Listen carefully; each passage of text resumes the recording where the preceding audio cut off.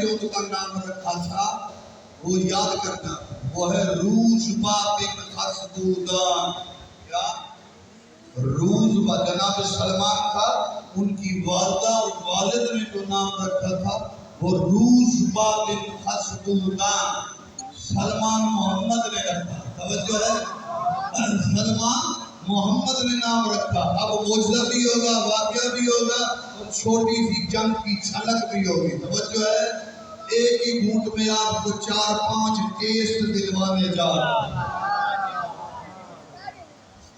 جناب سلمان مولا علی چھت پہ کھڑے ہیں، جناب سلمان زمین پہ۔ کتاب کا نام لے لو، القطرہ فی مناقب بحور النبی کے ولی طرح، آغا خوئی کے داماد احمد مستمد کی کتاب القطرہ۔ تو میرے مولا نے ایک کنکری جناب سلمان کے سر پہ ماری، توجہ ماری۔ اس کے بعد سلمان فارسی آقا نے مولا علی کو دیکھ کر کہا، تمحضنی یا علی انت شاب و انا کبیر السن، یا علی آپ مجھ سے مذاق کرتے ہو، میں بوڑھا ہوں اور آپ جوان ہو۔ اب دیکھو اب کس کو ماں نے دودھ میں علی پلایا ہے۔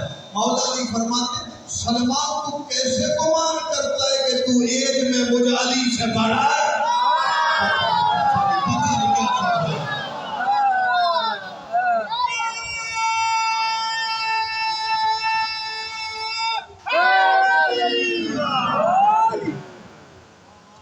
یہ بہت بڑا میں نے خزانہ بیان کر دیا آپ کے ساتھ۔ تم کیسے گمان کرتے ہو؟ علی کیا مر رہا ہے؟